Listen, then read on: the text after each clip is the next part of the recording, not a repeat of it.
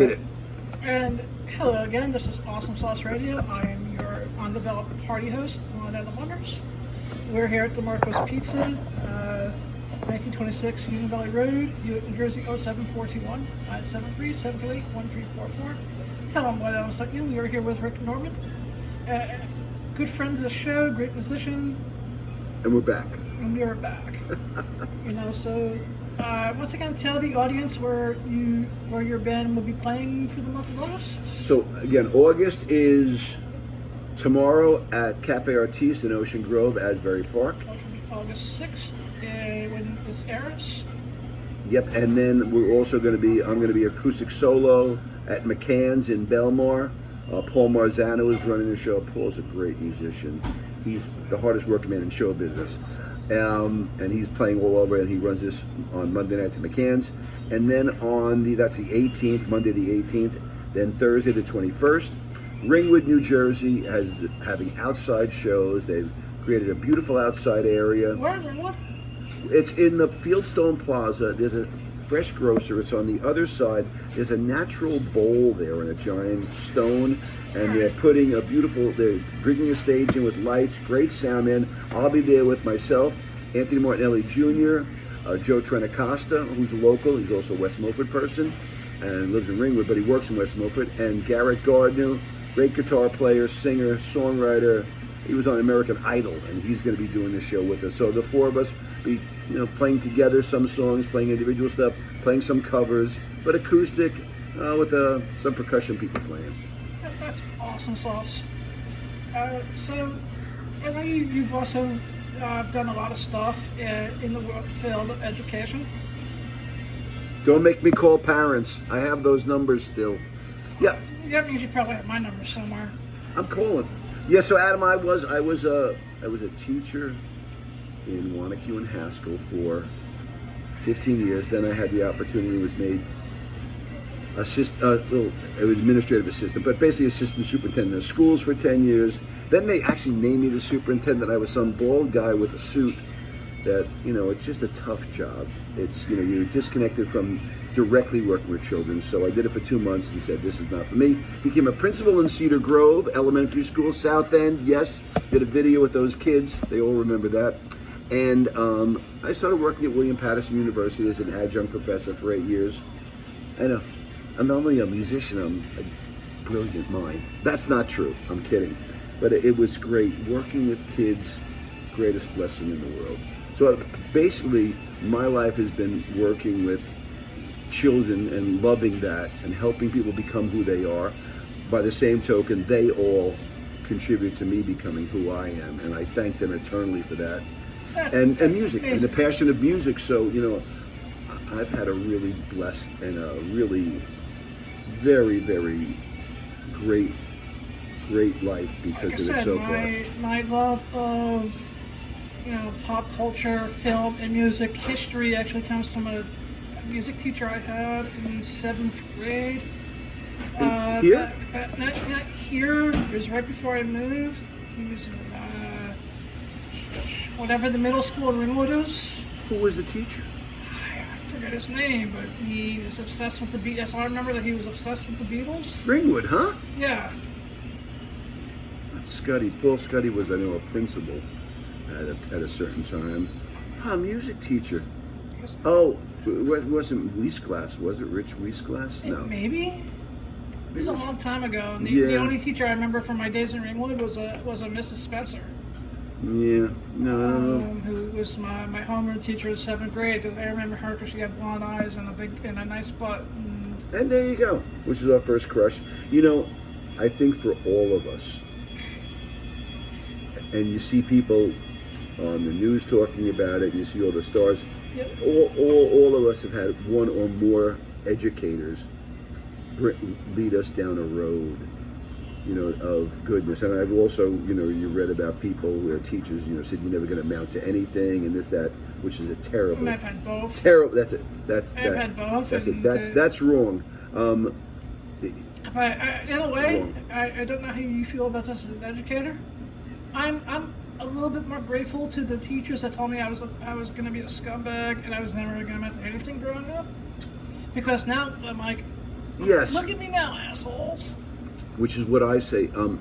Nobody ever said that to me, but you know, the power of the weight of words, both in songwriting and in conversation, and certainly for some like you could handle it.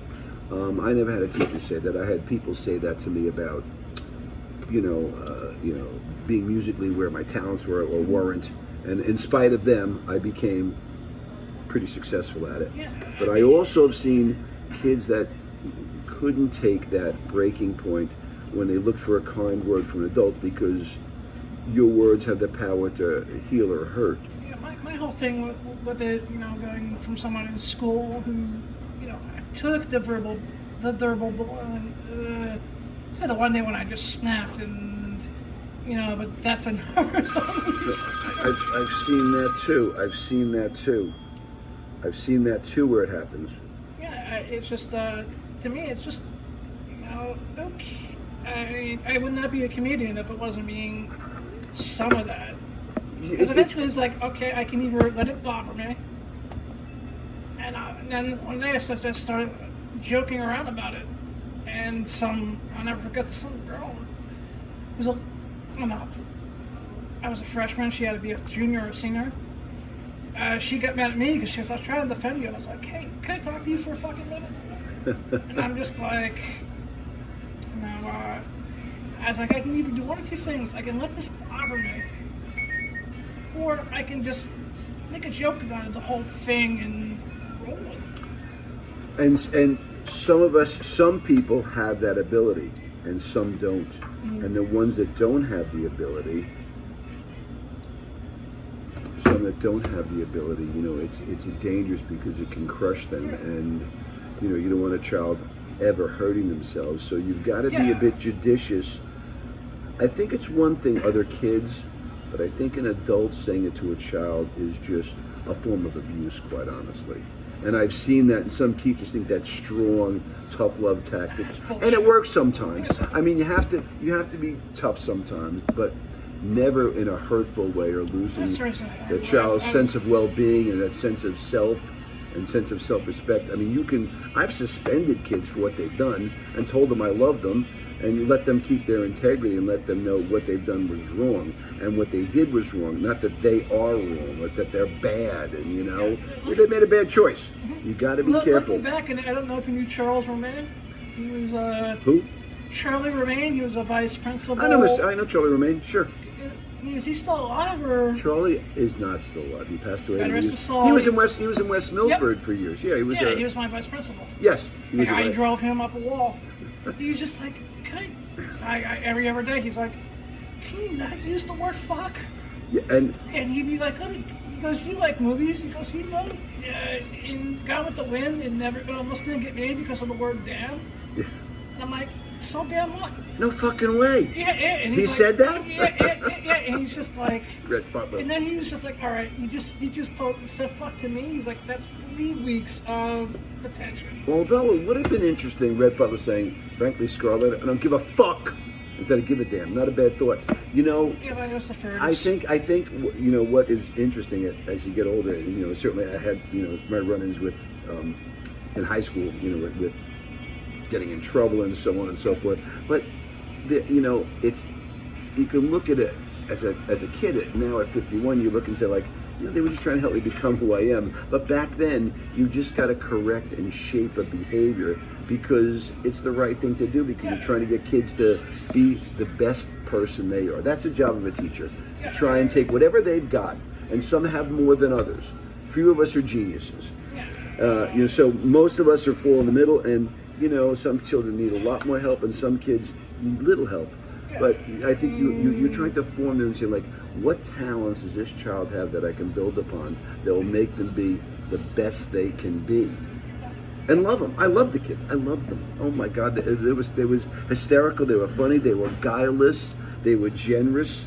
They were. It's just it was what a blessing to be a person who gets to help kids. Don't forget, it was Michael McCormick, the ever vice principal. Yeah, I know Michael McCormick too. I know him too. Yes. Is he still living? I don't know. I think so. I'm gonna look him up on Facebook later. If you're still alive, Mike, I apologize. No, but he put the fear of God in me one day because, like, 13-year-old kid, freshman year, grabbed a girl's butt, blew up, and he's like, if you ever do that again, picks up the phone. You want to go to the gym? Nowadays, yeah. If it was like today versus 1989, You'd be in jail. yeah. It's But it was just innocent, I was trying to get this girl's attention. I was a stupid 13-year-old kid. How are ya? Lindsay. No, No, is it? no, it's all good. I have my glasses on. And- Kids walking by. That's what we're talking to kids, guys. No, all right. So it is. actually, if you guys hear me become BG, because like the owner's kids, I think, just walked past, so I don't want to get shot. Or have Mr. McCork or Mr. Romaine call him. Yeah, To the office. He'll haunt me. Like all my action figures will fall off the wall tonight. You'll know. God rest his. I really did drive them both crazy. Yeah, I think I had frequent see- flyers, and a lot of them have gone on to be fine. And you just got to Yeah. shape them. Yeah. You can't let kids. They need the guidance. They need the help. They need you being over them. They need you suspending them. They need you helping them with their homework. They need you helping them find their lunch money. They need all those things, and that's your job as an educator, or as people, really. I think helping. Now, at the same time, at that point in my life, they, taught me the most valuable lesson I ever learned. Which was Don't need sight to have a vision, and that my eyes are blind. Yeah. Everything else is good. yeah. So they're like, Make the most of what you got. yeah. We've all got some kind of handicap Yeah, one way or so another. it's just like, I joked around with a friend of mine who's teaching now, and I'm going to leave her name out of the podcast because that's what she wants. I haven't made a character name up for her yet. But I was like, can you put a good word in? Maybe I can be a substitute teacher this year. And she's like, look, she goes, you'll get fired doing that. Why? She's like, you're gonna look at these kids, and you're gonna be truthful with them. And she's like, I give you 2 days. You'll love them, you'll take care of them, but I don't trust you enough with your mouth. I'm like, what? Because I'm gonna tell the kids that college education is a lie and it's a waste of $100,000. That I'm gonna look at one girl with big boobs and be like, don't go to college. There's this thing called OnlyFans, and here's my contacts at Sapphires. You can make $100,000 a year. Yeah, it's at college. It's a business more than it's ever been. As music is more of a business than it's ever been. I don't. I think college is good if you have a sense of what you want to do, but I don't think college is a guarantee of the millions you think you're going to make. I think college is good for people that want to do and be something with it, but college doesn't assure you of. Look for, when they asked John Lennon, what do you want to be when you grow up? He said, I want to be happy. And I would say to everybody, find what you love doing, and don't chase money, chase happiness, and you will find that. That's amazing advice. That's awesome sauce. I mean, it's true, man. If you love what you do, everything else will fall into place. It will, and I'm not great with sports metaphors or sports analogies, but you want to be a pitcher for the Yankees. Well, that's hard, but you can always work in a sporting goods company.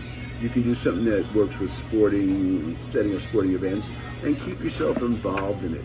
Keep yourself dream. I always say the biggest thing is all of them. One of the things I always say to kids, and people today I still went into it, either at the gym or at a gig. Dream big. There's no harm in dreaming big. You dream big. If it falls a little short, adjust, adapt, and figure out what you want to do. Chase your dreams. Yeah. You might just, even if you take the littlest baby step, and I always say that most difficult, most toughest step is the first one. Yeah. But if you just dare to dream, Well, look- as my childhood hero Roddy Piper would say, Rowdy Roddy Piper. he was my childhood hero, man. Love it. You know, He passed away. passed away 10 years ago. Yeah. What happened? He had a heart attack. How old was he? He was young. He was in his early to mid 50s. Oof. We're on borrowed time.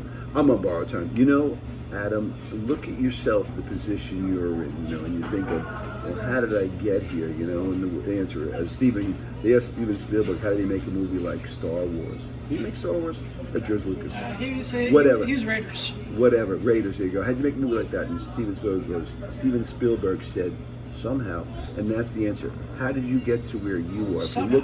If you think about what you did and the turns you took, you know, so, and I'm not sure you imagined your success with, you know, you say you have limited sight vision, which I know you do, Yeah. you know, and you thought like, well, what am I going to be? And I was a nerdy, you know, not good at sports kid, thinking like, what am I going to do? And you know, so the Beatles, and said, okay. And I thought at 10 years old, I'm going to be a Beatle when I grow up, like as if you could actually be a Beatle just by maybe growing up and being a Beatle. Oh yeah. And as I got older, I realized you couldn't be a Beatle. So at 10, 11, I got a guitar, started working on it, and it took a long time. I had success younger. I played CBGBs. I played all the clubs in the Lower East Side. I had some great places. What? I said, God rest the CBGB soul. It's a small band. Yeah, I feel they've taken it apart. Yeah, they did. It's in Vegas somewhere. They want to rebuild it in Vegas, whatever.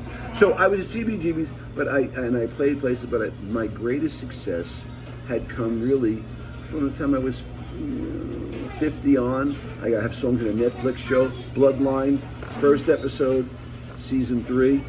It's in the background playing. I was sitting where people were in a booth talking, but they gave me a shitload of money for it. And you know, I've had some local commercials. I've got to play some great stages with great people. Hooked up with a gentleman named Jules Shear and his wife. Jules had a show called MTV Unplugged. Wrote stuff for the Bangles. Wrote stuff for Cyndi Lauper.